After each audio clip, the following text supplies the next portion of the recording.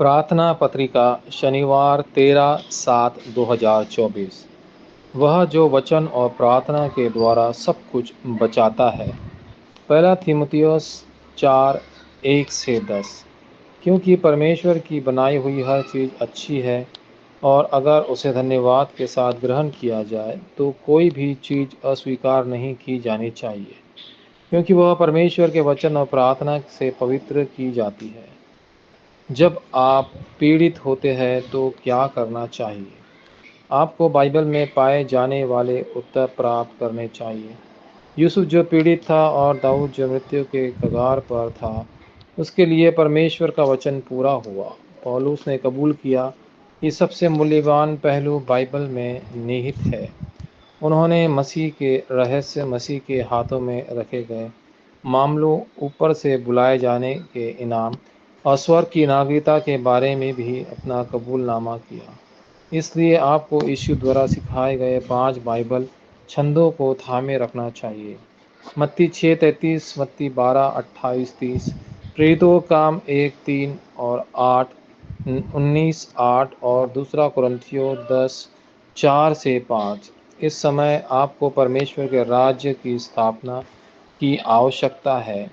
इसके अलावा आपके भीतर एक और दुनिया मौजूद है, और साथ ही अंधकार की सरकार भी। जब परमेश्वर का राज्य 7 बाजिटन, 7 यात्राएं और 7 मार्गदर्शक आपके भीतर स्थापित हो जाती है, तो अन्य बाजिटन निश्चित रूप से गिर जाएंगे।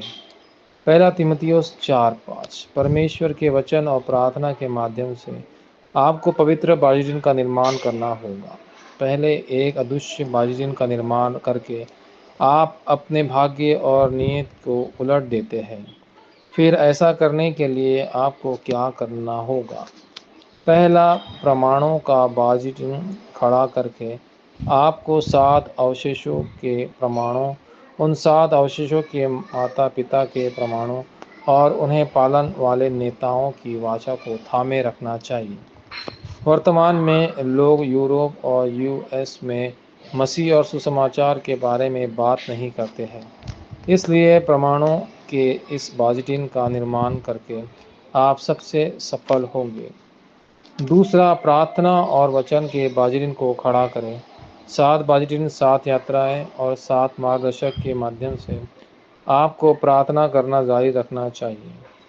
तीसरा, योजना, संपादन और डिज़ाइन के बाजिटिन को खड़ा करें। ऐसा करने से परमेश्वर का वचन विकसित हो जाएगा और उसकी योजनाएं और क्षेत्र दिखाई देंगे। इसे योजना, संपादन और डिज़ाइन कहा जाता है। इस बाजिटिन को खड़ा करने के बाद आपको उन्हें भावी पीढ़ी तक पहुंचाना चाहिए, क्योंकि 2-3-7 देशों से बहुजातीय लोग आ रहे हैं, इसलिए उन्हें उन तक भी पहुंचाया जाना चाहिए। आपको बहुजातीय लोगों को वह लेने देने चाहिए जो मसीह ने उन्हें देशों को वापस दिया है। लगभग 99.9% विश्वासियों ने शैतान के लिए काम किया और केवल 0.1% लोगों ने दुनिया को बदला। आपको भी उस अंतिम पंक्ति में खड़ा होना चाहिए। आखिरकार सवाल यह है कि आपका जीवन ईश्वर को समर्पित है या शैतान को? ईश्वर को समर्पित प्रतिनिधि व्यक्ति जोसेफ, डेविड और पॉल और उसकी टीम थे। उन्होंने मसीह की वाचा को थामे रखा और हमेशा प्रभु के साथ चलने के रहस्य का आनंद लिया। वाचा संबंधी प्रार्थना। प्रिय परमेश्वर, मैं आपको अनंत महिमा और धन्यवाद देता हूँ। मुझे आपके वचन को समझने और मसीह की वाचा को दृढ़ता से थामे रखने का आशीर्वाद प्रदान करें। ऐसा करने से बाइबल में उत्तर प्राप्त करने वाले वचन की पूर्ति मुझ में उत्पन्न हो।